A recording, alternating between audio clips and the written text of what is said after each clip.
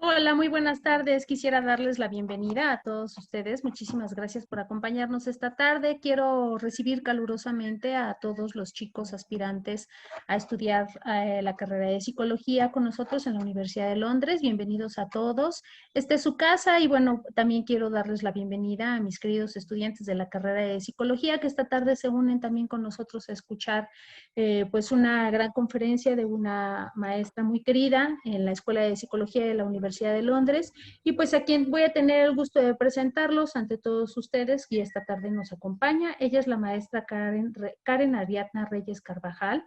Ella es maestra de la Escuela de Psicología de la Universidad de Londres, es coordinadora de la Academia de Neurociencias y bueno, pues ella es egresada, es psicóloga egresada por la Universidad Autónoma de México, especialista en neuropsicología clínica con 10 años de experiencia como docente en licenciatura en el área de neurociencias e investigación y actualmente ella trabaja en el área clínica dedicándose a diagnóstico y tratamiento neuropsicológico de pacientes con demencia. Bueno, pues le damos la bienvenida a la maestra Karen, que es una especialista en el trabajo de neurociencias y es, por supuesto, una de las grandes precursoras en el área de psicología de la Universidad de Londres, de todo el trabajo de neuropsicología que se hace en nuestra institución.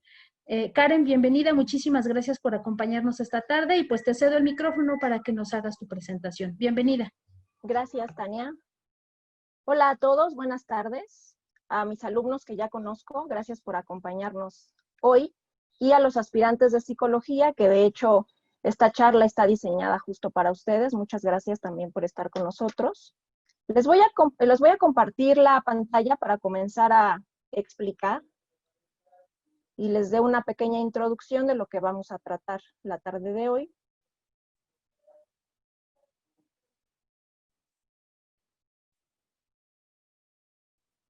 ¿Se ve mi pantalla? Sí, se ve. Sí, Karen, sí la estamos viendo, gracias. Muchas gracias. Antes de que empiece, habitualmente cuando yo explico cualquier temática, suelo permitir que cualquier persona vaya preguntando en el camino, quizás por el tiempo que tenemos, ¿no? Aunque no hay límite, pero está más o menos programada esta charla para 1 hora, podrían ir escribiendo sus preguntas o comentarios en el chat, ¿no? Para que sea más fácil que interactuemos y yo trataré de irlas respondiendo. Si quedan algunas al final, pues al final también las aclaramos. Bueno, y también, ¿no? Que tengan sus micrófonos apagados, ¿no? Para que no haya distorsión también en el sonido. Bueno, esta charla del día de hoy va a intentar, digamos, ilustrar una de las áreas de aplicación de la psicología. Es un área que ya iremos más o menos explicando de forma general, que es una disciplina que se desprende de las neurociencias y se conecta con la psicología.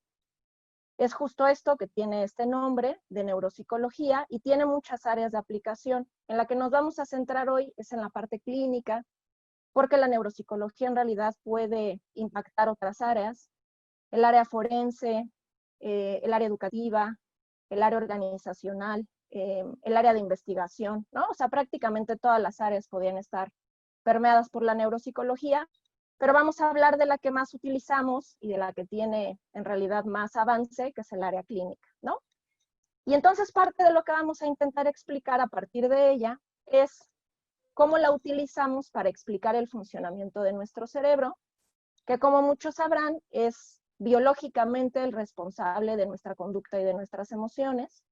Y entonces trataremos de hablar solo de una parte que tiene que ver con la evaluación de las funciones, ¿sale? Entonces voy a dar inicio. Repito, si hubiera alguna duda o comentario en el camino, me lo hacen saber por el chat, por favor. Lo primero que hay que preguntarnos, ¿no? Especialmente para los que nunca habían escuchado sobre esta terminología, es qué es la neuropsicología, ¿no?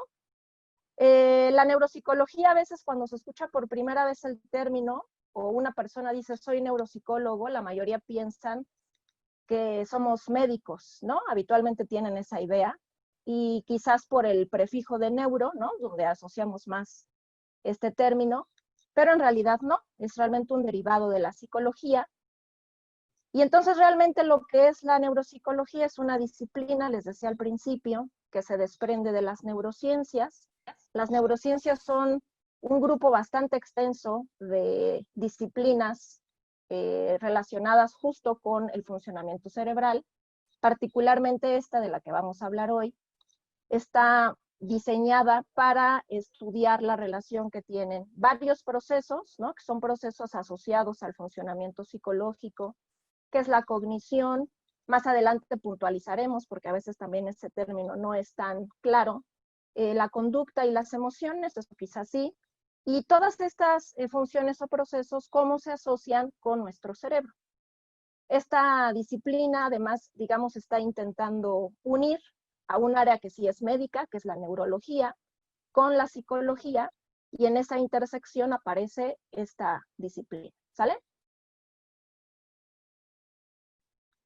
Ahora, ¿qué hace un neuropsicólogo? Si uno estudia psicología, pues se puede dedicar a muchas cosas, ¿no? Si uno decide, pensando en lo que voy a explicar hoy, dedicarse al área clínica, y tal vez dentro del área clínica, que también hay muchas divisiones, nos interesa, ¿no?, lo que ocurre con el cerebro. Bueno, pues vamos a explicar qué puede hacer un neuropsicólogo, de nuevo dirigido al ámbito clínico. Un neuropsicólogo se dedica a hacer estas tres cosas. Repito, en la que me voy a centrar es en la que ven ustedes en color naranja. Pero entonces lo que podemos hacer en el ámbito neuropsicológico es evaluar. Cuando pensamos en la evaluación hay muchas formas de evaluar. Ahorita aclararé algunas cosas. La evaluación es la base, digamos, de la neuropsicología clínica. La evaluación nos va a permitir diagnosticar, si es que para eso está diseñada nuestra misma evaluación, y una vez diagnosticado un paciente, entonces poderle ofrecer un tratamiento que puede ser de rehabilitación de alguna función, si es que es posible porque su cerebro aún permite rehabilitarla, o solamente diseñar programas que permitan que el paciente tenga mejor calidad de vida o que aprendan a compensar un déficit, ¿no? Pero prácticamente todo esto es clínico. Cuando pensamos en la evaluación, si la traslado a lo que ven ustedes en el recuadro de su lado derecho, suele aparecer o suele dirigirse a evaluar a pacientes que tengan problemas cognitivos, conductuales, emocionales o los tres combinados, porque es la mayoría de los casos, que suelen ser el resultado de alguna afectación en el funcionamiento del cerebro, ¿sí? Ahora, aquí me voy a detener un momento solo para hacer una puntualización. Cuando yo pienso en la evaluación neuropsicológica, quizás para los estudiantes de psicología, esto que voy a explicar ya no es tan desconocido. Hay dos formas de hacer evaluación, una que es cualitativa, ese es el término que ocupamos, y una que es cuantitativa. Idealmente deberíamos combinar ambas. La evaluación cualitativa es la que realizamos, digamos, de manera directa con el paciente, observando cómo se comporta, observando cómo funciona en su vida cotidiana, observando lo que refieren las personas que los rodean, ¿no? Sus cuidadores, porque la mayoría de ellos suelen tener ya cuidadores, tutores, médicos, profesores, en el caso de niños pequeños, y además todo lo que obtenemos de la historia clínica, que si tenemos, por ejemplo, antecedentes como los archivos clínicos de algunos casos, de ahí podemos obtener información, más lo que obtenemos de nuestra entrevista clínica, que en realidad debería ser la base de cualquier evaluación, ¿no? En el caso de lo que les voy a explicar hoy, no nos vamos a detener en la evaluación cualitativa, que les decía, siempre debe estar presente, de hecho, antes de la evaluación cuantitativa. En la que nos vamos a centrar es en la segunda. La evaluación cuantitativa, que de hecho en la práctica psicológica es bastante frecuente, suele utilizar varias herramientas, que seguramente también todos han escuchado por lo menos, o incluso algunos aplicado o han sido evaluados con estos métodos. Suelen ser instrumentos de medición.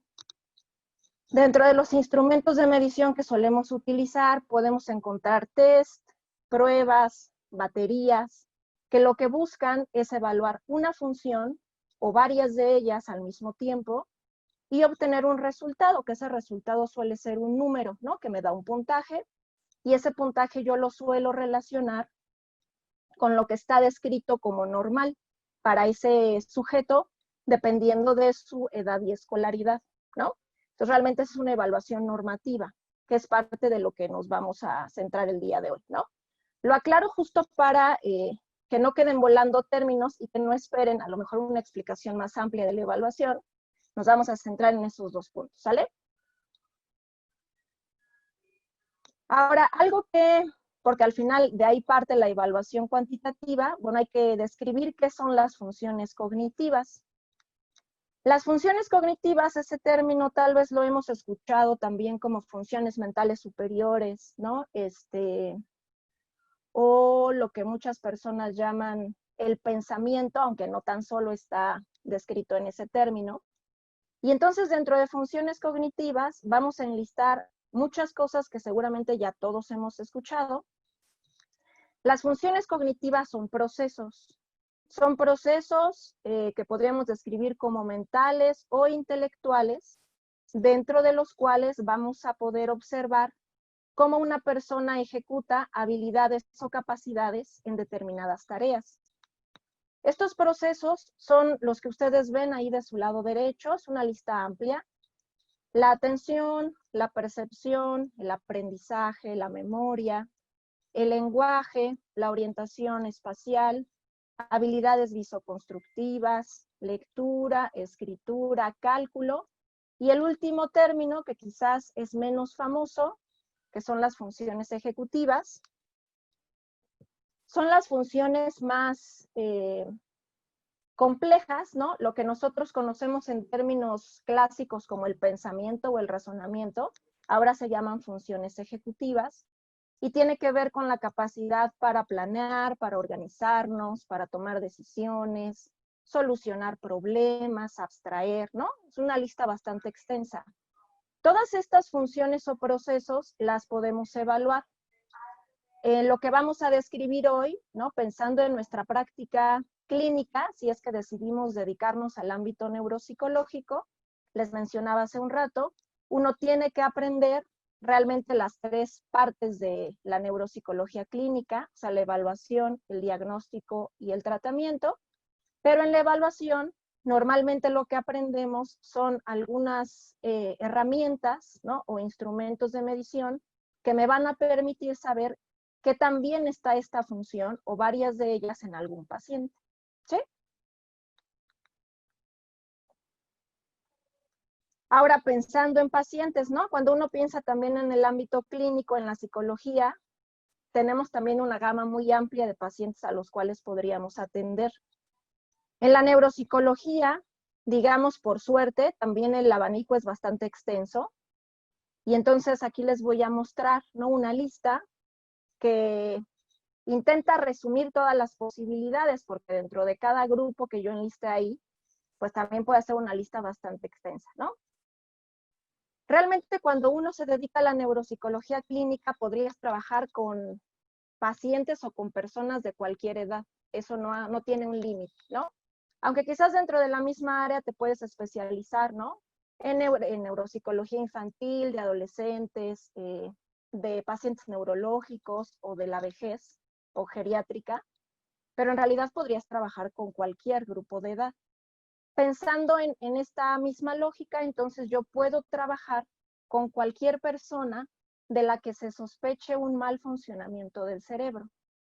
Cuando digo un mal funcionamiento del cerebro, entonces uno tiene que trasladar esto a pensar en sujetos, porque de hecho así surgió la neuropsicología, que tenían una función normal, algo les ocurrió, cuando digo algo les ocurrió es alguna lesión, y posterior a esa lesión el cerebro dejó de funcionar como lo hacía, ¿no? Y comenzaron a aparecer síntomas.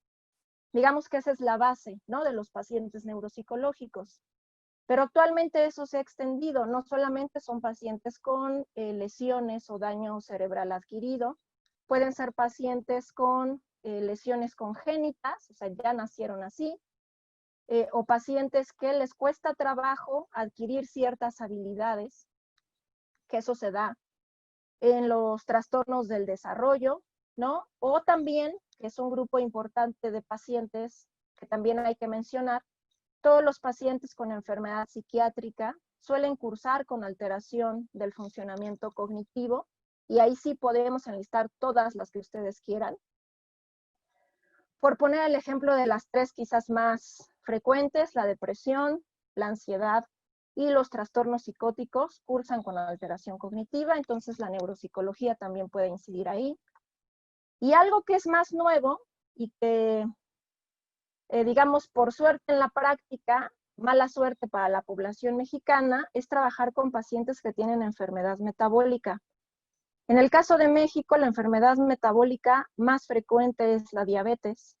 Y entonces también hoy se sabe que los pacientes diabéticos, con el curso de la enfermedad, terminan teniendo también un mal funcionamiento cerebral y también hay deterioro cognitivo, ¿no? Entonces el abanico es sumamente extenso, ¿no? Lo cual nos da pues pie a trabajar con una gama bastante extensa también de casos, de edades y de pacientes. Ahora, lo que voy a abordar ahora, que parte, digamos, del objetivo, para que esto no sea solamente que me escuchen hablar, ¿no?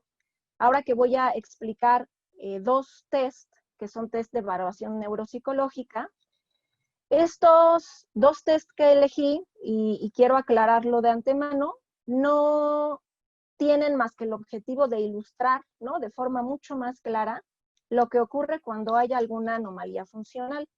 Son 2 pruebas donde se muestra de forma muy evidente, ¿no? A través del resultado que es visual de la ejecución de una persona, qué tan bien o qué tan mal haces estas tareas. Entonces, tampoco es una lista exhaustiva de test lo que vamos a describir. Repito, solamente vamos a hablar de 2 de ellos.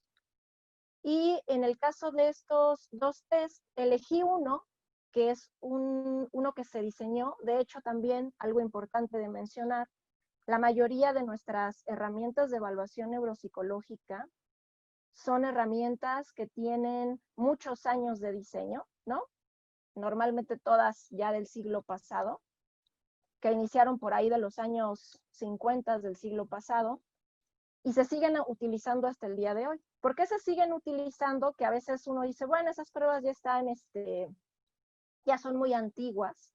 La realidad es que las pruebas se van actualizando, ¿no? Siempre hay versiones nuevas. Esa es la diferencia, aunque el origen puede ser bastante lejano en el tiempo. Las 2 pruebas que les voy a mostrar son pruebas muy clásicas de evaluación neuropsicológica. Les decía, las 2 tienen una referencia o evidencia en el resultado de la tarea visual. Justo las elegí para que ustedes puedan observar lo que podríamos ver en alguien que tiene fallas funcionales, pero además también para que las podamos aplicar, ¿no? La idea también es que podamos aplicarlas con ustedes, ¿no? Vamos a elegir una de ellas, ¿no? Quizás para no demorarnos demasiado, y que yo les enseñe rápidamente cómo podríamos calificarlo y qué significa el puntaje que encontramos, ¿no? Suponemos que aquí con todos encontraríamos un resultado normal, ¿no? Pensando en un funcionamiento cognitivo normal. Les decía, normalmente lo que estamos buscando al aplicarlas es lo contrario, ¿no? Que un paciente tenga algún déficit y hay que ubicar en qué nivel está ese déficit, ¿sale? Entonces, de las 2 pruebas que elegí, la primera, que tal vez algunos ya la han escuchado, es esta que se llama el test del dibujo del reloj.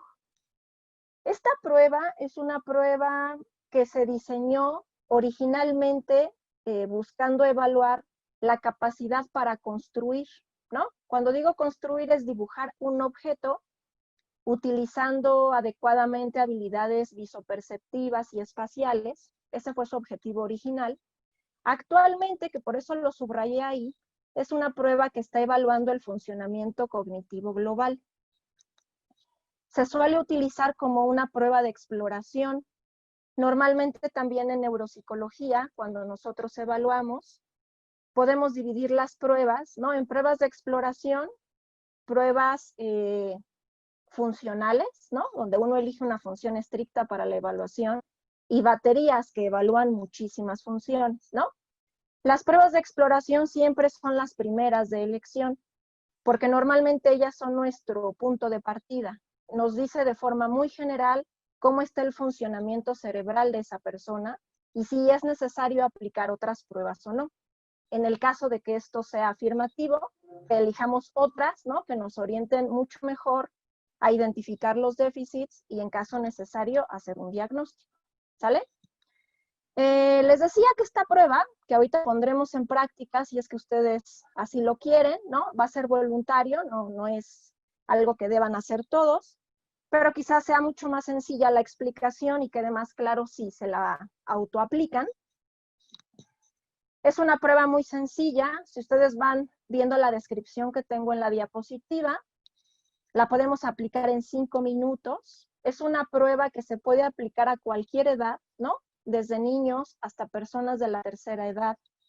Lo único de lo que deberíamos asegurarnos antes de iniciar la aplicación, que aunque parece que todos saben, no siempre es así, es que una persona sabe perfectamente cómo está conformado un reloj y tiene claramente presente cómo se ubican las manecillas y qué significa cada una, ¿no? Hay muchas personas que no saben leer un reloj, o sea, nunca lo han aprendido y esto ya es, digamos, un dato que sí hay que preguntar antes de la aplicación y no dar por sentado que todos lo saben, ¿no? Hay una consigna muy sencilla para aplicar la prueba y solamente necesitamos hojas blancas. En el caso de esta prueba, un lápiz con goma o un lápiz con una goma, lo que tengan a la mano, porque en esta prueba sí se permite borrar. Hay muchas pruebas en neuropsicología donde te dan como evaluado solamente un lápiz o una pluma y no te ofrecen goma, porque no está permitido borrar, aunque así lo quieras. En esta tarea sí te permiten corregir. Entonces, por eso siempre se indica en el material que des una goma, ¿no? Por si alguien quiere hacer correcciones. Y además, como son 2 fases de la prueba, una en la que tú vas a pedir que una persona dibuje un reloj, que es la fase que está descrita aquí como fase a la orden, y otra, una vez concluida esta, donde tú muestras una figura ya trazada del reloj y pides que la copien. Se tienen que hacer siempre las 2 fases. Repito, parece una tarea muy sencilla, pero ya lo veremos más adelante en algunos ejemplos de casos. Hay pacientes que no consiguen ejecutar, ¿no? Justo por el nivel de daño cerebral que tienen. El punto que está ahí mencionado, que quiero recalcarlo también porque en evaluación neuropsicológica muchos lo suelen preguntar, la mayoría de las pruebas donde tú pides que alguien trace, o sea, que dibuje algo, que escriba algo, siempre te indican que sean hojas blancas, ¿no? ¿Por qué no deberíamos ocupar hojas que tengan algún marco, que tengan líneas o cuadrícula? Porque eso ayuda a una persona a compensar. O sea, habitualmente trazamos mejor si tenemos estas referencias. Y pensando en alguien que quizás tenga algún mal funcionamiento cerebral, hay que evitar que puedan compensar utilizando estas ayudas y entonces siempre se pide que sean hojas blancas, ¿no? En el caso de hoy, ¿no? Para quien decida llevar a cabo la tarea, vamos a pedirles, si es que están ahí sentados en sus casas y tienen a la mano una hoja, aunque no sea blanca en este momento, ¿no? Porque quizás no todos tienen hojas blancas, pero si tienen alguna hoja blanca que la tengan frente a ustedes y tomen un lápiz, goma. Si no hay lápiz, bueno, pueden hacerlo con pluma, pues, pero en la práctica real siempre es lápiz con goma, para que entonces podamos enseñarles de entrada cómo la aplicamos y después rápidamente cómo la calificamos. Para los que hayan decidido participar, ¿no? Si ya tienen a la mano este material, que no sé si alguien diga sí o no, dejen que los observen. ¿Alguien dice sí? ¿Podrían alzar su manita los que decidan sí elaborar su figura? Bueno, es que no sé cómo alzar la manita. Ah, hola Sí. Brenda, ya te vi. Sí. Hola.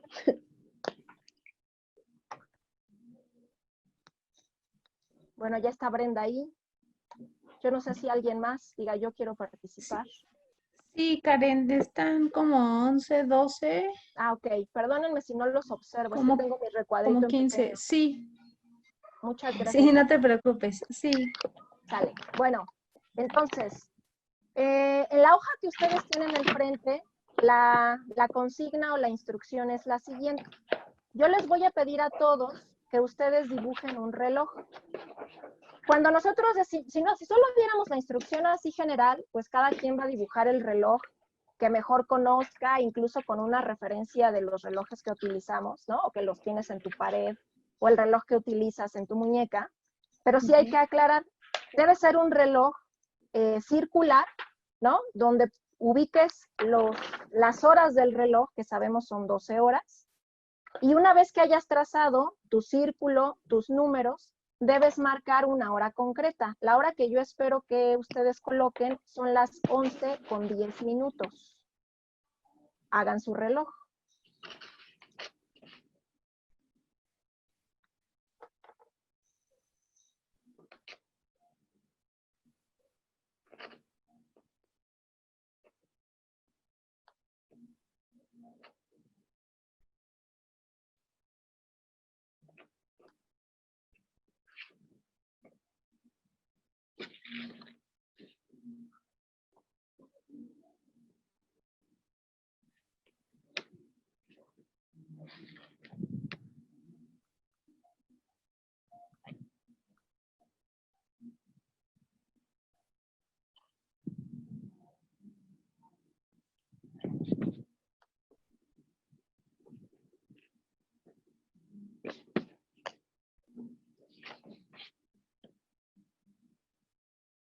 ¿Listos?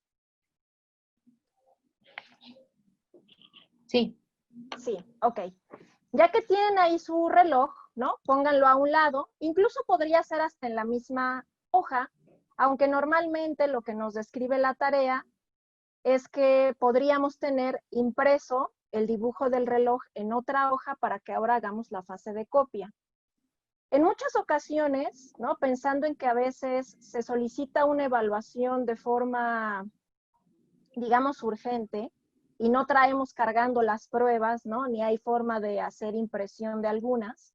Es muy sencillo, solamente tendríamos nosotros como evaluadores previamente que trazar un reloj con las mismas características, un círculo marcando los 12 números de la hora y indicando justo que son las 11:10, ¿no? Lo menciono porque justo yo aquí también en el material lo puse, ¿no? Puede ser algo opcional que la imprimas o no. Si no la podemos imprimir, solamente hay que dibujarla antes de presentársela a la persona a la que vamos a evaluar. En este caso yo se las voy a mostrar. Entonces, la figura del reloj que les voy a mostrar es esta. Les pido por favor que copien el reloj que están viendo en la pantalla.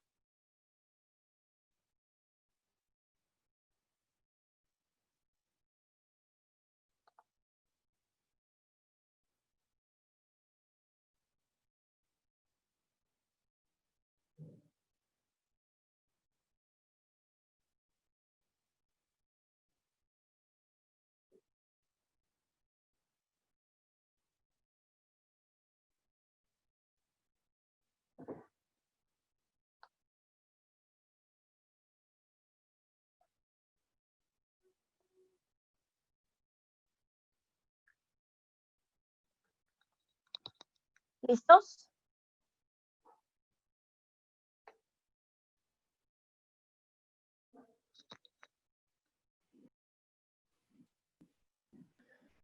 Listo. Listo, ok. Ya que tenemos entonces nuestras dos figuras, ¿no? Pensando en que aquí cada uno va a autocalificar su reloj, ¿no? Normalmente nosotros, bueno, retiramos los trazos de nuestro paciente, somos los responsables de hacer la calificación. Les voy a mostrar ahora cómo sacamos esas puntuaciones. Esta prueba que mencionaba al principio es una prueba bastante clásica de funcionamiento cognitivo general. Ha tenido ya varias modificaciones en la manera de calificarla y puntuarla.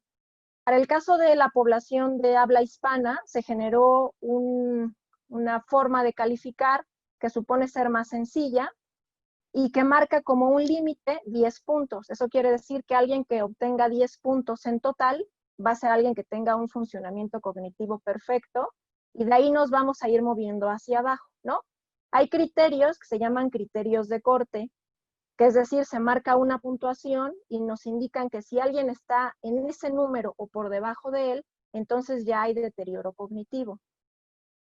Hay que aclarar algo.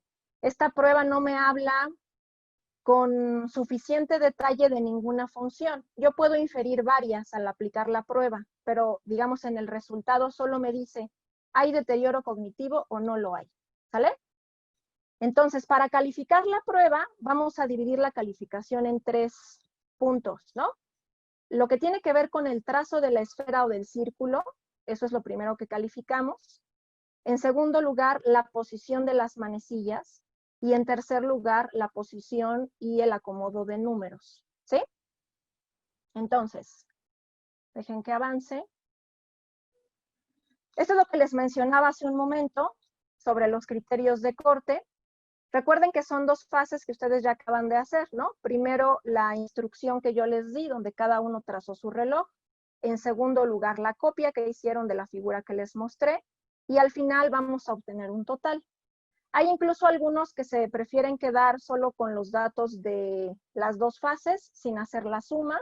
Siempre se recomienda hacer los 3 conteos, ¿no? U obtener los 3 puntajes. Repito lo que ven de su lado derecho, ¿no? Son los puntos que vamos a calificar. Les decía, evaluaremos el trazo del círculo o de la esfera, ubicación de manecillas y números. Y si ustedes ven los puntajes que están ahí marcados, si los sumo me van a dar 10. O sea, el máximo que yo puedo obtener por el trazo del círculo son 2 puntos. Por la ubicación de las manecillas, 4. Y por la ubicación de los números, también 4, ¿no? Entonces, es algo relativamente sencillo. Solo ahora verán todas las posibilidades que hay para puntuar, ¿no? Que esto es algo que siempre se describe en muchas pruebas de construcción en evaluación neuropsicológica. Y aquí vemos el primer punto, ¿no? Para que cada quien pueda ir calificando, idealmente vayan haciéndolo a la par, o sea, califiquen la parte que tiene que ver con el primer reloj que hicieron y después el que hicieron a la copia. Voy a describir. Recuerden, hay un máximo posible aquí de 2 puntos, ¿no? Y entonces una persona puede tener 2 puntos, 1 o 0. ¿Cuándo vamos a asignar 2 puntos? Cuando el dibujo, o sea, pensando en el círculo esperado, es un dibujo normal. No hay que ser tan estrictos, ¿no? A veces encontramos pacientes que incluso por alguna enfermedad previa o por la misma edad pueden no tener un trazo perfecto, ¿no? A veces se puede ver cierto temblor o ligera distorsión en el trazo, o no es un círculo perfecto, pero es muy parecido a un círculo. Justo ahí vamos a asignar 2 puntos.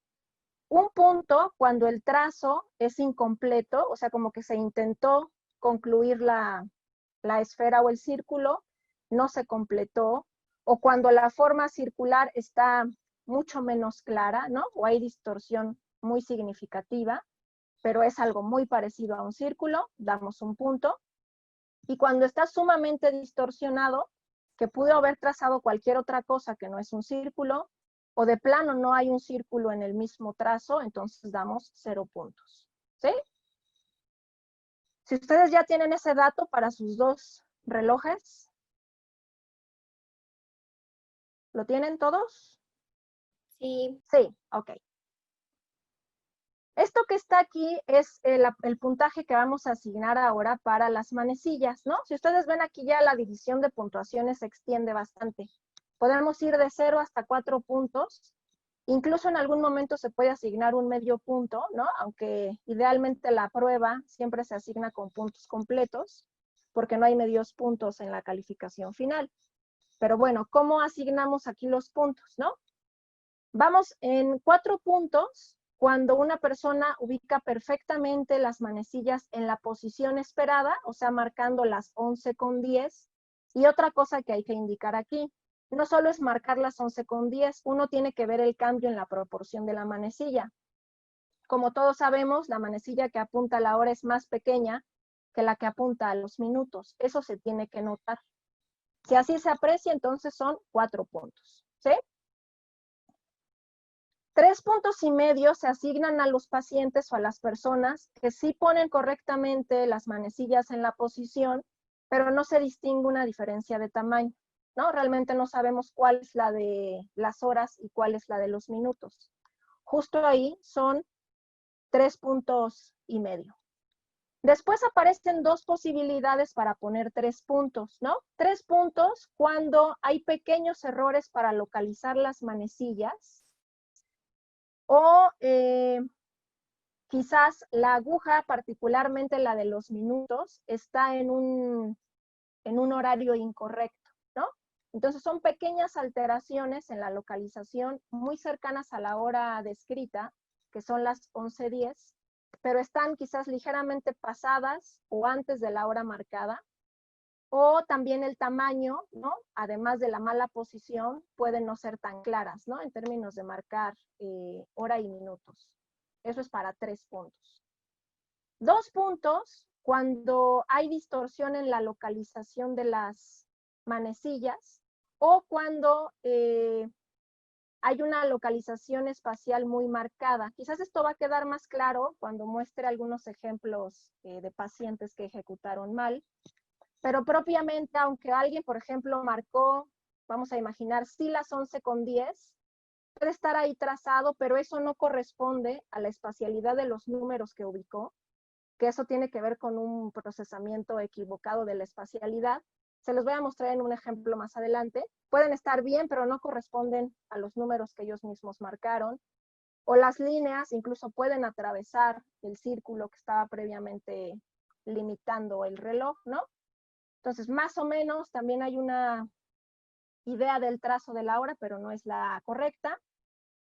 O también se pueden asignar 2 puntos cuando las manecillas, aunque estén ubicadas pareciendo sin indicar las 11:10, no se unen en el centro. Eso es algo que siempre tiene que estar ahí presente, ¿no? Sí marcan las 11 y sí marcan las 10, pero no intersectan en el centro de nuestro reloj. Ahí van 2 puntos. Un punto cuando tampoco se unen en el centro y además están marcando una hora que no corresponde a la indicada. Un punto también cuando solamente se utilizó una manecilla o medio se trazaron 2, pero no es clara la diferencia. Y 0 puntos cuando hay ausencia de manecillas, ¿no? De plano una persona no las marcó, o hay algo que se describe como perseveración. En lugar de haber trazado 2, pudo haber trazado 3, 4, 5, 10, 20, un número bastante extenso de manecillas, ¿no? Que ya no corresponden con lo pedido. Y cuando nosotros notamos ya estas alteraciones tan graves, entonces asignamos 0 puntos, ¿no? Entonces, si ustedes ya tienen su puntaje, que me imagino la mayoría, o deberían la mayoría estar en 4, vamos ahora a los números. En el caso de los números, también hay una extensión, digamos, en las posibilidades de puntuar. 4 puntos cuando nosotros marcamos todos los números. Recuerden, tienen que ser números consecutivos del 1 al 12. Cuando están en el orden correcto y en una posición casi perfecta, ¿no? Sí puede haber ligeros errores de localización espacial, o sea, a lo mejor no están exactamente en la misma distancia todos, pero es clara, digamos, la posición genérica de los 12 números. Ahí damos 4 puntos. 3 puntos y medio cuando están todos los números y se notan estos errores de localización, y ahí es, digamos, un dato más específico, en 4 o más de los 12 números, ¿no? Quizás que estén sumamente recorridos de posición y ya no correspondan a la esperada, pero deberían ser 4 o más de esos 12 números, ¿sí? Pero en general suelen aún marcar una ubicación más o menos clara, ¿no? De los mismos 12, y los 12 siguen presentes. 3 puntos cuando están los 12 números, pero la localización espacial de ellos ya es mucho más marcada, ¿no? Ahí nos ponen un ejemplo, por ejemplo, marcar el número 3 donde iría el 6, ¿no? Eso ya es un error significativo de espacialidad, aunque uno note que estén los 12 dentro del círculo. 3 puntos también cuando hay una alteración en la secuencia de los números, ¿no? Están los 12, pero no en el orden en el que deberían ir. Por lo menos 4 de ellos están en una secuencia incorrecta. Esos son 3 puntos. Luego, para 2 puntos hay muchas más opciones, ¿no? Que algún número no esté o se agregaron números, ¿no? Y en este agregar números puede ser que repitan el mismo número o que el conteo vaya más allá del 12. Ahí vas a asignar 2 puntos. Que los números estén desordenados, pero sean más de 4 en términos del desorden de secuencia. O sea, de nuevo podría haber los 12, pero quizás inició en el 3, luego puso el 5, luego el 11, ¿no? Y uno nota un desorden. Después también podríamos encontrar los 12 números, pero rotados, ¿no? Recuerden que cuando vemos un reloj, todos los números, ¿no? Se van moviendo de derecha hacia la izquierda. Uno podría encontrar a personas que los ubican al revés. Esa rotación, aunque estuviera bien ubicada espacialmente, se considera una falla importante, entonces asignamos 2 puntos. Otros 2 puntos si están los 12 números, pero están alineados, es decir, en lugar de ir, digamos, siguiendo el marco de la circunferencia, los pusieron todos en una línea recta, horizontal, vertical, en diagonal, o todos cargados como si fuera una media luna, ¿no? Ahí son 2 puntos también, aunque estuvieran los 12. Y un punto cuando hay una gran distorsión espacial y además de la falla espacial, faltan muchos números o están agregados números que no tendrían que estar, o la alineación numérica también se asocia a un exceso o falta de números. Recuerden, esa alineación es que tengan la ubicación de los números en líneas dentro del mismo círculo, incluso hay quien los pone hasta por fuera del círculo, ¿no? Es incorrecta. Que esté rotado, ya decíamos, en lugar de irse moviendo de derecha a izquierda, de izquierda a derecha, y también agregando o quitando números. O 0 puntos, que es la última posibilidad, cuando alguien no puso ningún número, o hay muy poca representación numérica, ¿no? Normalmente aquí el dato que nos dan es haber trazado 6 o menos números. Ahí ya más allá de si son correctos o no, es apenas hay un trazado muy burdo de los números, ¿no? Son 0 puntos. Entonces, si notamos, la parte más sencilla de calificar es la esfera, ¿no? Las otras 2 son un poco más complejas por la observación que hay que hacer de los puntajes. Ya que tenemos entonces los datos, ¿no? Para la ejecución a la orden y la ejecución a la copia, entonces sacamos la suma de las puntuaciones, que es lo que ustedes deberían hacer. ¿Cuántos puntos suman a la orden y cuántos puntos suman a la copia? Y tienen esos 2 datos. Una vez que los tienen, los podemos sumar y entonces vamos a obtener un dato total, ¿no? Pensando en que el máximo de la prueba son 10 puntos, si ejecutáramos bien las 2, el máximo posible sería de 20. ¿Sí? ¿Todos bien o alguien tiene alguna duda? Karen, tenemos aquí una preguntita en el chat.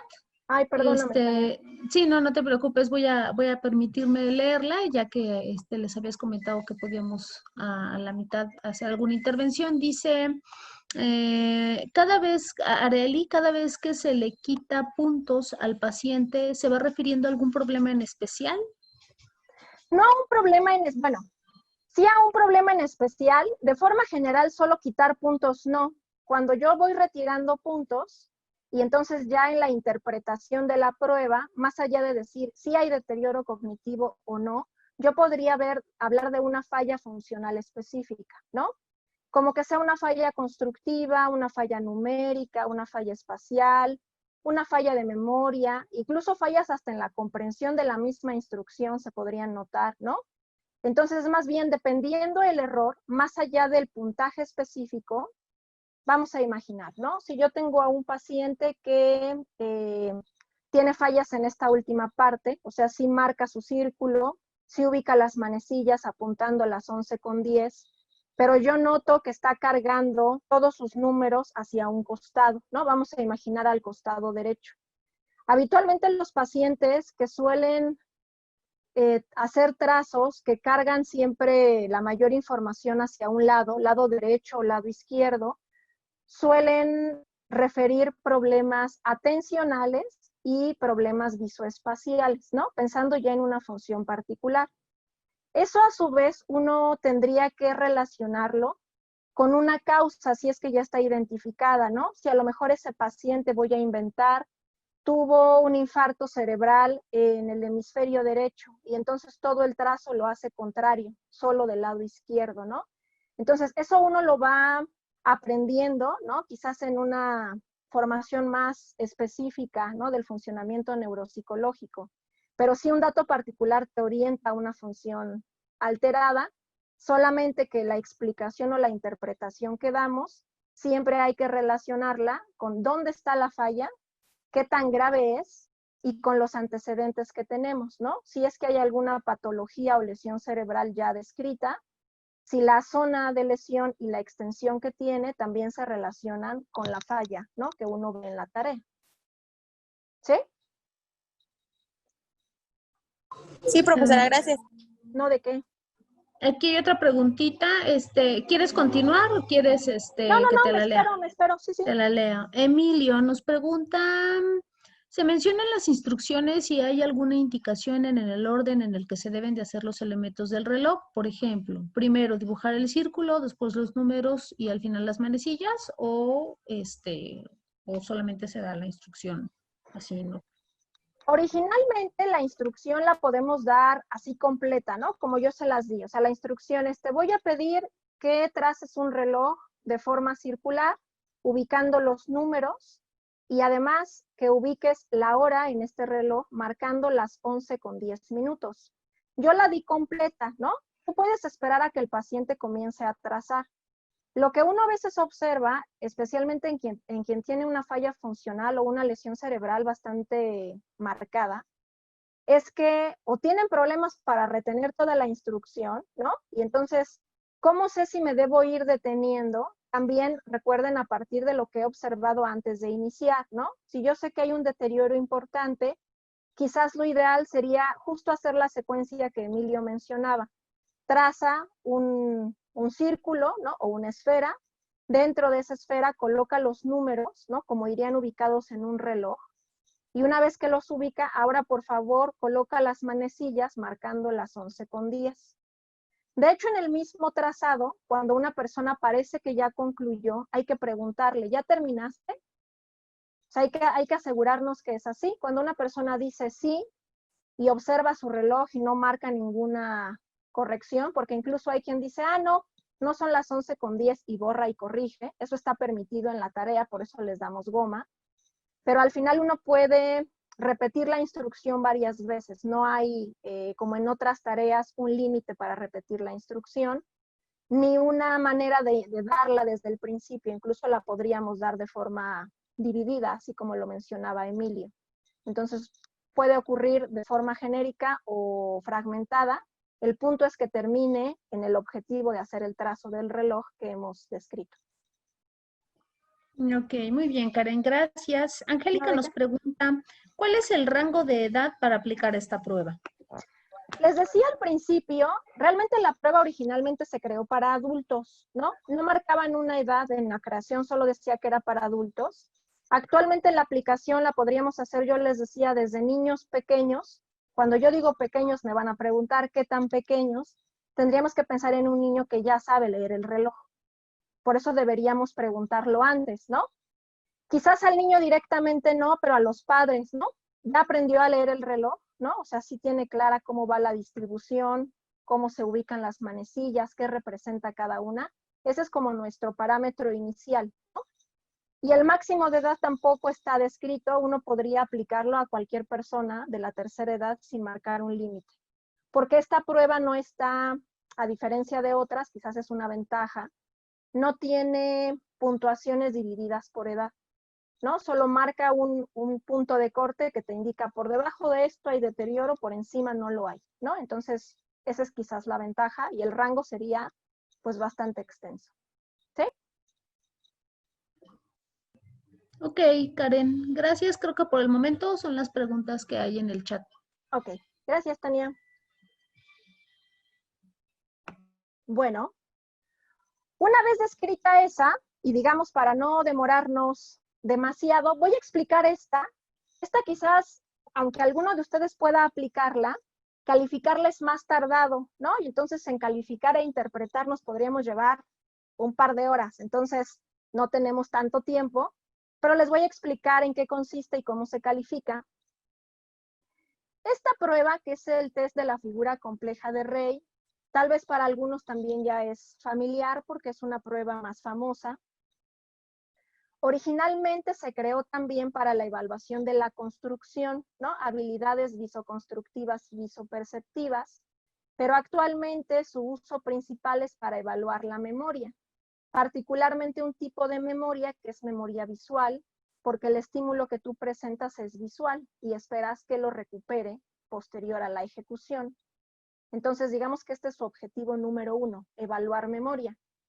A pesar de que van a notar que es una tarea muy similar, esta no habla del funcionamiento cognitivo general, o sea, no me da una puntuación, a diferencia de la previa, que justo no se los pregunté, pero bueno, quiero imaginar que todos estuvieron por encima. Me voy a regresar, porque ahí sí, solo es importante remarcarlo. Ya que todos hicieron su cálculo, perdónenme, yo les decía, yo supuse que todos tuvieron 20 puntos, ¿no? Pero imaginemos que alguien en su primer dibujo hubiera tenido menos de 6 puntos, ¿no? En la suma de esfera, manecillas, números. Ahí decimos que esa persona tiene deterioro cognitivo. Si es una persona que nunca se había evaluado, hay que investigar por qué, ¿no? Causas de deterioro cognitivo, como habrán visto la lista que les mostré, pueden ser muy extensas, ¿no? Desde un problema psiquiátrico, del neurodesarrollo, de aprendizaje, neurológico, metabólico, etcétera. Incluso nos podríamos encontrar con alguien al que le aplicamos la prueba que está tan desmotivado que le pone muy poco interés, y eso también puede afectar la ejecución, ¿no? Solamente lo aclaro. Si en la copia tuvieron 8 puntos o menos, eso también indica deterioro cognitivo. ¿Por qué aquí la puntuación es más alta? Porque copiar es más fácil que ejecutar a la orden, ¿no? Y el total, si sumamos ahí que nos marcan 15 puntos o menos en la suma, también hablaría de deterioro cognitivo. Recuerden, solo es una referencia genérica de la función. No nos dice en particular en qué función está la falla, solo que ese cerebro no está funcionando bien, ¿sí? Entonces regreso, ¿no? La figura compleja de Rey, les decía, es una prueba que utilizamos actualmente para evaluar de manera predominante memoria visual, aunque no es la única función que podemos inferir de su aplicación. De la misma forma que el test del reloj tiene 2 fases, solo que aquí la primera fase es de copia y la segunda es de memoria, ¿no? O sea, no pides que trace algo a la orden. Tú vas a mostrar un estímulo, que ahorita les voy a ejemplificar, pides que la persona lo copie, retiras el estímulo y después vas a evaluar qué tanto recuerda de esa figura, ¿no? Por eso también son 2 fases. También como material, el material es muy sencillo, son hojas blancas. Aquí sí, la impresión de la figura es importante porque a menos que estés ya muy familiarizada con la figura y que realmente la aprendas bien de memoria, la podrías trazar tú para mostrarla, ¿no? A diferencia del reloj, que es más sencillo. Entonces aquí sí es importante tener la figura trazada. Y la duración aquí se extiende. ¿Por qué dura más tiempo la aplicación? Recuerden, porque son 2 fases. Como la figura es más compleja, el tiempo que las personas invierten en su construcción también puede ser mucho más prolongado. Pero a pesar de ello, 15 minutos es breve, ¿no? En aplicación. Esta es la figura compleja de Rey, ¿no? Esta es una figura que ustedes van a mostrarle a la persona y entonces la instrucción es la siguiente. Le ponen la figura en la mesa o en el escritorio en el que están trabajando. Idealmente siempre la figura va impresa, ¿no? Sobre la mesa. Hay variantes, ¿no? Como la que estoy mostrando ahora, que incluso aplicó también para el test del reloj, donde lo estoy mostrando en una pantalla, pues, ¿no? También se puede hacer. Pero idealmente es en una hoja, en media carta, de hecho, debería caber esta figura. Ustedes la ponen frente a la persona y le dicen, te pido por favor que observes esta figura con detalle y que la traces con el mayor detalle posible, procurando que te quede lo más parecida que puedas, ¿no? También vas a dar hojas blancas y entonces esperas que la persona haga su trazo. Si uno observa la figura, ¿no? Pues ya no es tan sencillo como hacer un reloj, ¿no? Y entonces, algo que incluso viene descrito en el manual, porque es algo que uno también podría evaluar, es cómo construye, ¿no? O sea, ¿dónde inicia la construcción? Si inicia como en detalles externos o primero hace el marco general, que sería el rectángulo, y a partir del rectángulo va agregando elementos, ¿no? Esta forma de construcción también es bastante ilustrativa de la forma en la que el cerebro procesa la información. más allá de que al final quede bien construida, ¿no? Porque hay personas que inician en detalles y a pesar de eso les queda una construcción casi perfecta. Entonces, solo es parte de la instrucción. Esta tarea, en esta sí toman el tiempo, aunque no es que le digan a la persona, hazlo lo más rápido que puedas, porque no es de velocidad, pero ustedes toman el tiempo que se tardan en construir, ¿no? Y entonces, ustedes cuando la persona inicia la construcción, aquí sí no damos goma, ¿no? Solo esperamos que trace. Una vez que la persona concluye, ellos te dicen, ya terminé, ¿estás seguro? ¿No te falta nada? Sí, y entonces ustedes retiran la figura que trazó, evidentemente también el estímulo de donde estaban copiando, y le van a marcar a la hoja cuánto tiempo se demoró la persona en trazar, ¿no? O sea, el tiempo es algo importante. Una vez que eso concluye, hay dos opciones para evaluar la memoria. Una podría ser memoria inmediata, eso quiere decir, justo cuando ustedes quitan el estímulo y su trazo, le dan otra hoja blanca y le dicen, ¿podrías por favor ahora trazarme todo lo que recuerdes de la figura que acabas de dibujar? Y entonces esa es la memoria inmediata. Podrían no hacerlo así y entonces dejar pasar un tiempo. El tiempo promedio marcado son 10 minutos. En esos 10 minutos podrían hacer ustedes cualquier otra cosa, aplicar otra prueba, charlar con el paciente, ¿no? Obtener algún dato que les falte, etcétera. Pero una vez transcurridos esos 10 minutos, la instrucción es la misma. Le dan una hoja blanca y le dicen, te pido por favor que de la figura que dibujaste, traces todo lo que recuerdes de ella, ¿no? Y entonces de nuevo, tú esperas que inicie la construcción, de nuevo hay que tomar el tiempo de inicio a fin de esa construcción, y una vez que la persona dice concluí, retiras, ¿no? Cuando ya tenemos los datos, entonces aquí aparece el asunto de la calificada, por eso les decía que esta prueba es más extensa.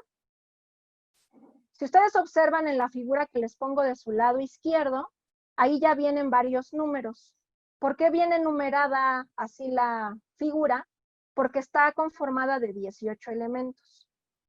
Los 18 elementos se evalúan individualmente y para cada uno se pueden obtener puntuaciones de 0 a 2 puntos.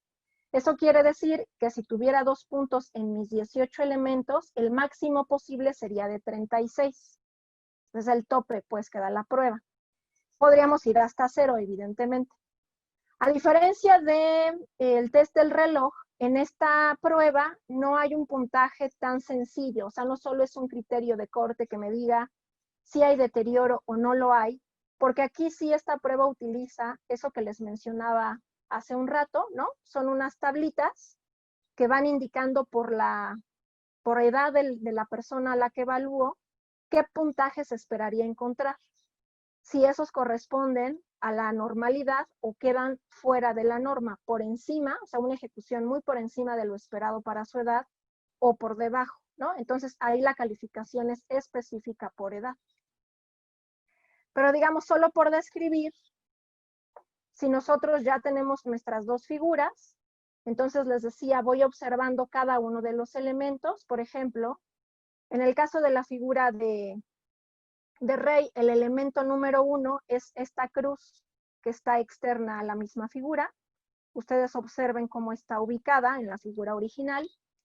Y entonces, para que yo dé 2 puntos, eso quiere decir que el elemento está bien trazado, a eso se refiere la precisión, y además está en la localización correcta.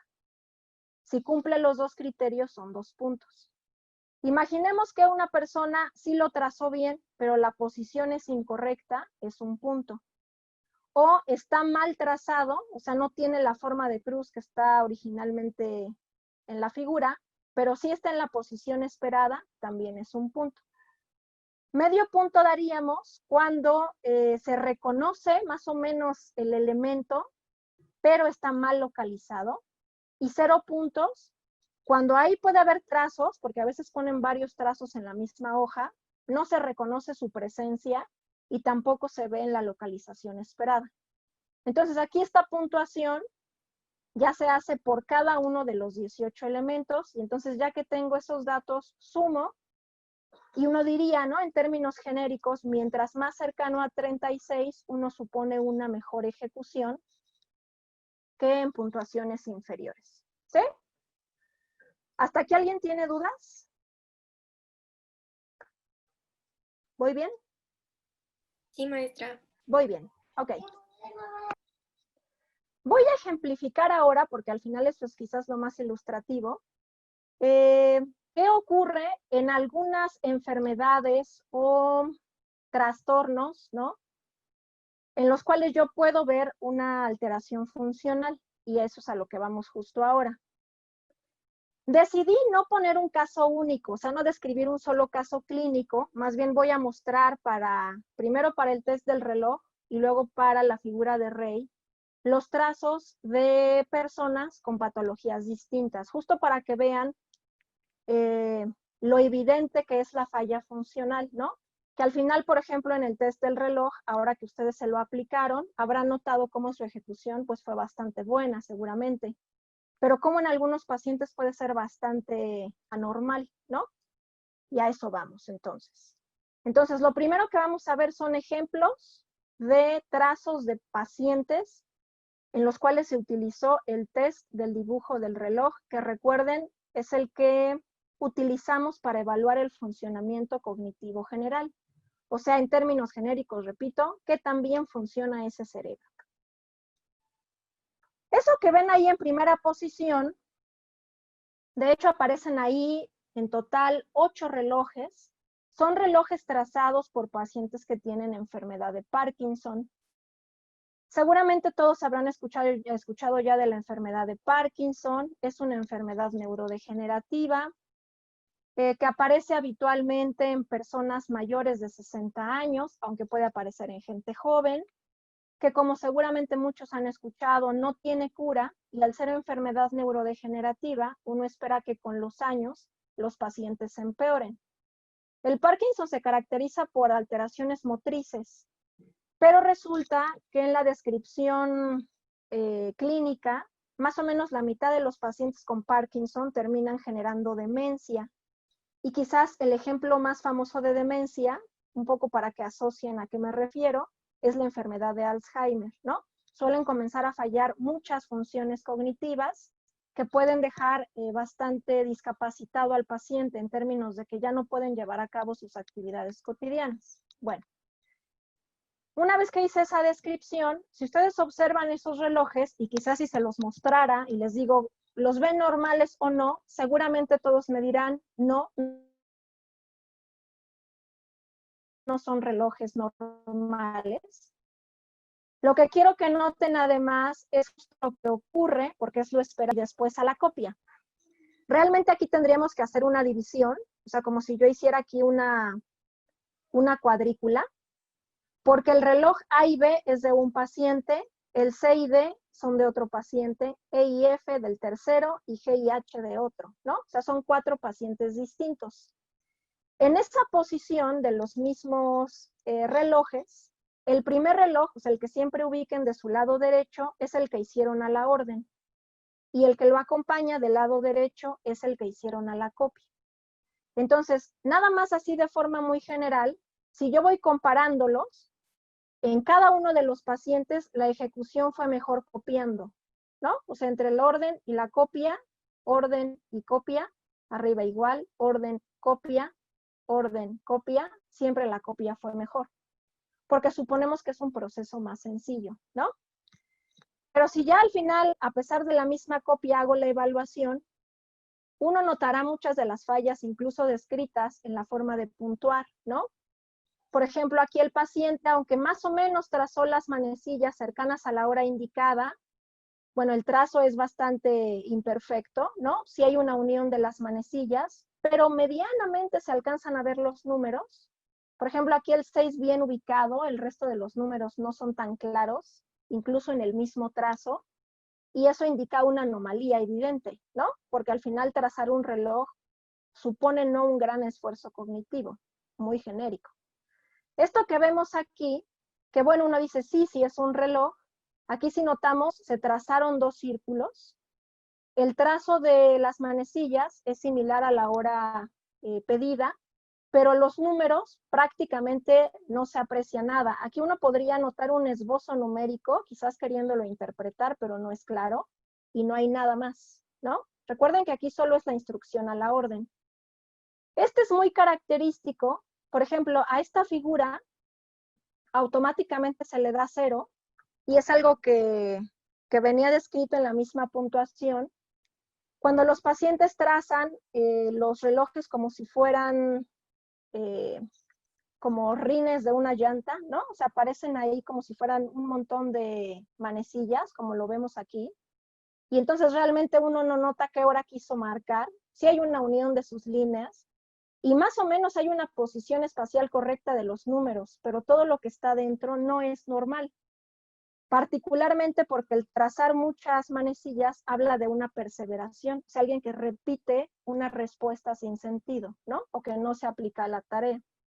Lo mismo ocurre con este caso, también es perseveración, pero es numérica. Si ustedes ven, aquí trazo muchos más números de los esperados y números que ni siquiera deberían ir dentro de un reloj, ¿no? Entonces, esto es muy evidente. Aunque aquí no se ve, que lo voy a mostrar más adelante, los pacientes con Parkinson, además, tienen una característica cuando hacen cualquier tarea que implique trazar, que se llama micrografía. Todo lo trazan en chiquito. Aquí no se nota, pero en un ejemplo que voy a mostrar adelante van a notar esta diferenciación. Este, por ejemplo, es un paciente con infarto cerebral. Ahí se marcan 2 relojes. No quiere decir que uno fue a la orden y otro a la copia. En este ejemplo, más bien, por el tipo de lesión cerebral, que en la descripción que hay, este paciente, cuando pensamos en un infarto cerebral, recuerden que es una enfermedad vascular, ¿no? Se obstruye la llegada de sangre al cerebro, alguna zona particular, y al no recibir sangre ni oxígeno, entonces esa zona se muere, ¿no? Cuando un tejido está infartado, está muerto. En el caso de este paciente, el infarto estaba ubicado en la parte posterior de la cabeza, en una zona que se llama lóbulo occipital, ¿no? Que es el que está pegado en su nuca. Y entonces, además de estar en la zona posterior, estaba esa misma lesión del lado izquierdo de su cerebro, ¿no? Entonces, lo que se notó en la evaluación, que por eso están 2 relojes ahí, es cómo uno puede encontrar funciones que se llaman disociadas, ¿no? Cuando tenemos una lesión que es solamente de un lado del cerebro, o sea, hemisférica, podemos notar cómo si trazas o le pides que trace con una mano, la derecha y después con la izquierda, terminan ejecutando cosas distintas, ¿no? En el caso de este paciente, el reloj que ven aquí marcado con la letra A es el que hizo con la mano derecha y lo que ven en la letra B es lo que hizo con la mano izquierda, ¿no? Es un ejemplo también de esto que les menciono. ¿Por qué ocurrió así además? Porque la lesión afectó una zona del cerebro que conecta a los 2 hemisferios. Entonces uno nota como la función disociada, como si los hemisferios trabajaran por separado. Pero al trabajar por separado funcionan mal porque siempre deben estar comunicándose. Entonces uno nota pues más o menos el esbozo de la esfera, de números, ¿no? Incluso en el caso del ejemplo B, pues se ven hasta manecillas, pero no corresponden a lo pedido. Y por ejemplo en el A, algo muy llamativo es que se le pidió que marcara las 11:10 y en lugar de poner manecillas escribió la hora por fuera del reloj, ¿no? Entonces es otro ejemplo. Quiero aclarar que no es que todos los pacientes con infarto cerebral hagan así los relojes, ¿no? Tiene que ver con la localización del infarto, ¿sí? O sea, con qué zona del cerebro fue la afectada. Este es el ejemplo que les mencionaba hace un rato. Arriba el reloj está ilustrando realmente el reloj de un paciente con Alzheimer, digamos en una fase no tan avanzada del Alzheimer. Y el de abajo, que se ve chiquitito, este circulito, es el de un paciente con Parkinson. Quise agregar el de Parkinson para que vean eso que les mencionaba hace un rato, que sí es muy característico de estos pacientes, ¿no? Todo lo trazan en pequeño, los pacientes con Parkinson. Y ahí uno ve más o menos un esbozo, ¿no? de reloj, no tan circular como uno esperara, es un poco más ovalado, medianamente el trazo numérico, no están todos los números y no están las manecillas. Ese paciente con Parkinson ya tenía además demencia. Y en el caso de arriba del paciente con Alzheimer, si ustedes van ubicando el trazo, aunque están los números no están ubicados correctamente, de hecho muchos ya se repiten, o sea, hay perseveración, y no están las 2 manecillas, ¿no? Pareciera que medianamente se intentó esbozar la que iba a indicar el número 11, no apuntó hacia el centro como uno espera y no está la de los minutos, ¿no? Entonces ahí marca una falla funcional. En los pacientes con enfermedad neurodegenerativa, ese sí es un dato que se describe para esta prueba, casi siempre el dato que se repite es que les faltan o les sobran números, ¿no? Más allá de la espacialidad, es algo muy frecuente en ellos, que es lo que vemos aquí. Y este que lo puse también ahí como ejemplo es el trazo de un paciente con esquizofrenia, ¿no? También para ilustrar que no solamente se evalúa a pacientes con enfermedad neurológica, este es un paciente psiquiátrico. De hecho, también hay que aclarar algo, dentro de la esquizofrenia hay muchos tipos de esquizofrenia. Hay una que se llama esquizofrenia de tipo desorganizada, que es el caso particular, donde se aprecian mucho más fallas cognitivas que en otras variantes de esquizofrenia. Entonces, si nosotros observamos, sí se ve la esfera bien trazada, de hecho, hasta la posición de las manecillas podría corresponder, ¿no?, con la hora. No se logra diferenciar en realidad cuál es la pequeña y cuál es la grande, pero la posición más o menos correcta. Y lo que sí es muy llamativo, ¿no?, extraño, digamos, en la propia descripción de la figura, es cómo posicionó las horas. Aunque si uno nota, la generalidad ahí está, o sea, está el número 2 encima, el 6 abajo, el 3 a la derecha y el 9 a la izquierda, pero después entre ellos colocó horas sin algún sentido práctico, donde marcó incluso los minutos, ¿no? Es por la desorganización que tienen del pensamiento estos pacientes. Así se describe, ¿no?, su reloj. Ahora rápidamente voy a poner 3 ejemplos, pero ahora con la figura de rey. Recuerden que la figura de rey principalmente mide memoria, pero no tan solo. Este, por ejemplo, es el trazo de un niño, ¿no? En los casos pasados no había mostrado ningún caso infantil. Este es el caso de un niño con un trastorno de aprendizaje.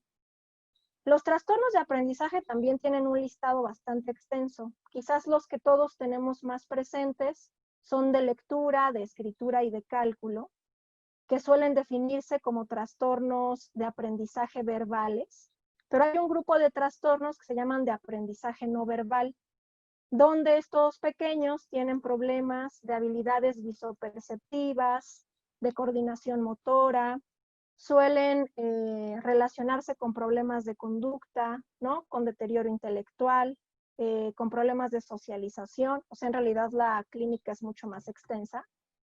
Pero solo para que vean, este niño que está descrito aquí es un niño de 11 años, y aquí lo que notamos es la copia de la figura. Si ustedes se acuerdan de la figura de rey, pues es geométrica con muchos elementos.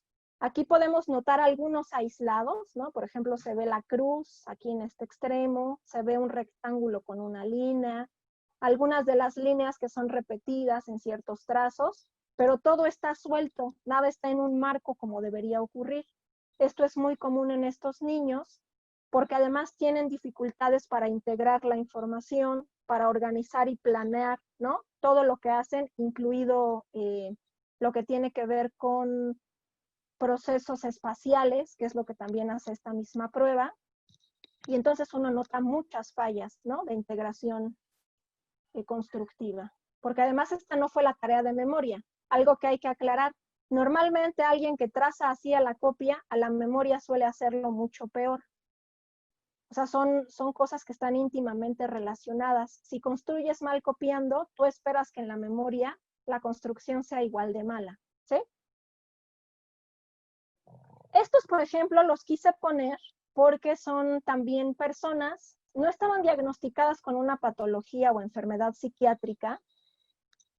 Lo titulé así, como personas con conducta violenta, porque en realidad estos datos son de personas que fueron evaluadas en reclusión, ¿no? Eran personas que estaban detenidas en cárceles. Ahí estamos mostrando 2. El que ven de su lado izquierdo es el de una persona que estaba cumpliendo condena por agresión sexual, y el que ven de su lado derecho es una persona que había cometido homicidio. Lo muestro también porque en el caso de este tipo de personas, que aunque les digo no tenían un diagnóstico, tal vez si se hubieran diagnosticado psiquiátricamente, podrían haber coincidido con un trastorno de personalidad, antisocial seguramente, Y en esas personas siempre se describen problemas para organizar su conducta, para planear correctamente, que se evidencian en la misma ejecución. Y entonces si yo observo, ¿no? Tanto la copia de los dos casos, las copias son las que ven en la parte superior, debajo son sus ejecuciones de memoria. Desde la copia uno nota dificultades, ¿no? No solo, digamos, en la calidad del trazo, como que tiemble el trazo, sino que los elementos no están tan bien posicionados, ¿no?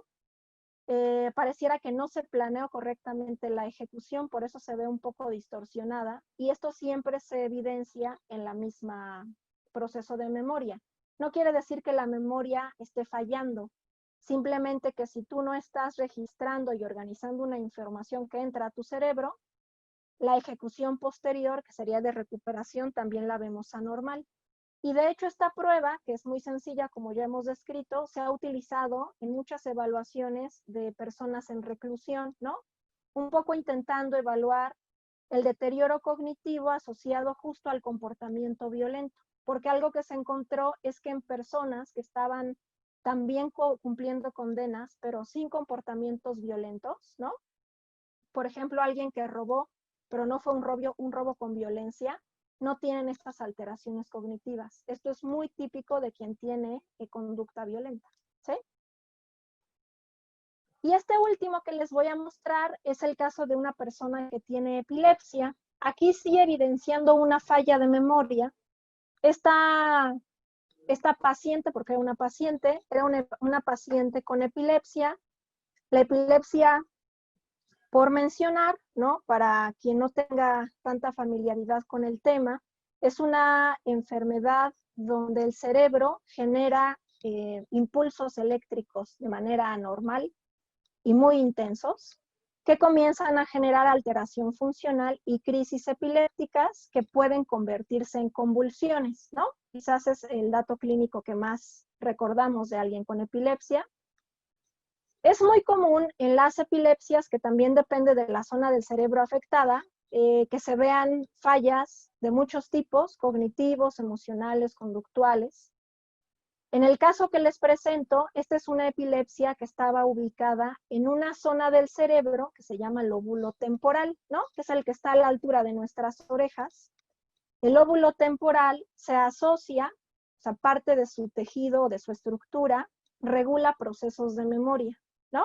Y entonces es algo de esperar que quien tiene este tipo de epilepsia pueda tener esos problemas funcionales, que se evidencian aquí, por eso aquí sí se pone la copia y la memoria. Aquí se trazó la figura a la copia, es más o menos idéntica a la figura original, sí con unos ligeros errores, no tan significativos, pero cuando uno ve lo que ejecuta esta paciente de memoria, que ahí viene indicado, es memoria inmediata, eso quiere decir que justo cuando acabó de hacer la copia, se le pidió que trazara todo lo que recordaba. Y si uno aprecia, ya perdió muchísimos elementos, ¿no? Esto tiene que ver con que su lóbulo temporal no logra mantener la información tiempos más prolongados, justo por la ubicación de su alteración eléctrica, ¿sí? Son algunos ejemplos, intenté ilustrar lo más que pude para que vean el impacto, ¿no? Que tiene cognitivamente la lesión, que puede ser estructural, puede ser química, puede ser del desarrollo, congénita, en un montón de casos y pacientes, y cómo se evidencian en estas dos tareas, ¿no? Que a la vista son bastante ilustrativas. Ah, me faltaba esta, creí que había cortado y sí la puse. Y este último, perdónenme, es de alguien con esquizofrenia. De nuevo, este paciente con esquizofrenia es un paciente institucionalizado, ¿no? De 15 años de institucionalización, o sea, quería decir que estaba en un hospital psiquiátrico. Ustedes observen la copia y verán que no coincide con la copia original, o sea, el trazo es muy desorganizado, hay muchas perseveraciones, o sea, repite, por ejemplo, del lado izquierdo hay muchos cuadrados repetidos, y aunque se intenta, digamos, extraer todos los elementos de lo que se está copiando, no se consigue, es un trazo bastante alterado.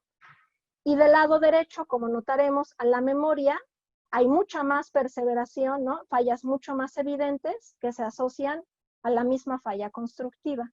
esto es un paciente esquizofrénico, ¿no? Otra vez evidenciando la falla cognitiva. Y ahora sí, he concluido. ¿Alguien tiene dudas de lo que les he compartido el día de hoy? Karen, muchísimas gracias. Es como siempre una increíble exposición y un increíble tema. Te agradecemos muchísimo esta manera en la que nos ilustras esta parte del funcionamiento del cognitivo. Y pues quisiéramos abrir unos minutitos los micrófonos para saber, o el chat, para saber si alguno de nuestros participantes quisiera preguntarte algo, quisiera hacerte algún comentario o algo, pues nos levantan la mano y con muchísimo gusto abrimos el micrófono. O el chat, donde ustedes se sientan más cómodos para comentar. Yo tengo una pregunta. Dime, Diana. En el reloj, ¿la hora siempre va a ser esa? O sea, ¿siempre va a ser la misma hora? Esa es una pregunta que uno diría, ¿por qué pedir 11:10 y no cualquier otra hora, no? Porque sí tiene sentido. Siempre se piden las 11:10 porque uno supone que al hacer trazos, o sea, en la misma proporción, digamos, de la propia figura, el que tú pidas que las manecillas estén en posiciones opuestas, suponen funcionalmente echar a trabajar a los dos hemisferios del cerebro. Y entonces uno espera que como están compartiendo información, puedas trazar así. Por eso es mejor que no se pidan horas que estén solo de un lado derecho o lado izquierdo, ¿no? Y se sugirió además que la posición, que es una posición superior, es mucho más efectiva, ¿no? Para evaluar el deterioro cognitivo. Entonces, por eso siempre se pide esa hora. Uno podría pedir cualquier otra hora, ¿no? Al final, en pacientes con deterioro grave, la hora que les pida seguramente va a fallar. Pero sí tiene una lógica teórica, ¿no? Del por qué pedir esa hora, justamente porque estás buscando evaluar el funcionamiento de los dos hemisferios. Ok, gracias. Sí, porque tenía esa duda como de, ¿puedo pedir la que yo quiera o siempre va a ser esa? Gracias. No, ¿de qué? Gracias, Diana. ¿Alguna otra duda? ¿Alguien quisiera hacer algún otro comentario? Tenemos aquí en el chat un saludo de Carolina Morrison. Karen, Hola, gusto Karen. verte. Hola, Caro. Es una exalumna. También una exalumna, Cintia Guadarrama. Muchas gracias, Cintia, por visitarnos. Creo que contamos con la presencia de muchos de nuestros exalumnos. Gracias, chicos, por participar en esta conferencia. ¿Alguien más quisiera hacer algún otro comentario, alguna pregunta? Pues si ya no hay más preguntas, aquí hay otra pregunta. Vamos a ver. Areli, ¿lo hacen más pequeños por su visión, por su visión visoespacial? Por su visión visoespacial. ¿Te refieres a los pacientes con Parkinson, que yo les decía que trazan más pequeño? Bueno, es que la enfermedad de Parkinson, para quizás los que están más familiarizados, para los que no, rápidamente voy a intentar explicarlo. Recuerden que la principal falla es motora. Hay varias estructuras del sistema nervioso que regulan el movimiento. Entonces, como hay un deterioro que se describe, digamos, de la base del cerebro hacia arriba, algo que se describe solo por fallas motoras es que, digamos, la amplitud del movimiento disminuye. Por eso todo el trazo tiende a comprimirse y hacerse en chiquito. Aunque tengan a veces ejecuciones buenas al final, pero siempre el trazado es pequeñito, ¿no? La letra se hace pequeña, les decía, cualquier dibujo que hagan es pequeño, pero esto se suele explicar por la falla motora que termina generando fallas espaciales, ¿no? O sea, el uso del espacio se altera. Espero haberte aclarado tu duda, Arely. Gracias, Sí. Arely. Sí, mis gracias. Vianey, maestra, muchas gracias. Le encantó la ponencia. Pues sí, efectivamente fue una gran ponencia. Si ya no hay más preguntas, pues nosotros nos vamos a retirar, nos vamos a despedir. Pues resaltándole a todos nuestros queridos aspirantes a inscribirse a la licenciatura en psicología. Esta es una pequeña probada de lo que pues hacemos nosotros como estudiosos de la conducta humana. Y bueno, pues es apasionante, es una carrera, bueno, cualquiera de los que estamos estudiando la carrera, cualquiera de mis estudiantes que están aquí presentes, pues les puede decir, evidentemente amamos la carrera, estamos enamorados de ella y nos gusta muchísimo lo que hacemos. Entonces creo que siempre lo he pensado, creo que una de las áreas fascinantes siempre será y seguirá siendo el ser humano y su conducta, y desde cuál es el origen, ¿no? Finalmente de esas conductas. Entonces, bueno, pues quisiéramos agradecerle, brindarle un fuerte reconocimiento y por supuesto extenderle una constancia a la maestra Karen Reyes Carvajal por haber participado esta tarde con esta magistral conferencia. Y pues muchísimas gracias. Si ustedes gustan abrir su micrófono para darle un fuerte aplauso, pues se los vamos a agradecer. Muchísimas gracias, Karen, por haber participado con Talia. nosotros. Y pues si ya no hay nadie más, bueno, hay comentarios de agradecimiento y de felicitación para ti. Gracias a pues, todos. como siempre. Muchas Un gracias. abrazo, Karen. Buenas Un gusto noches. Buenas noches Gracias. a todos. Bye bye.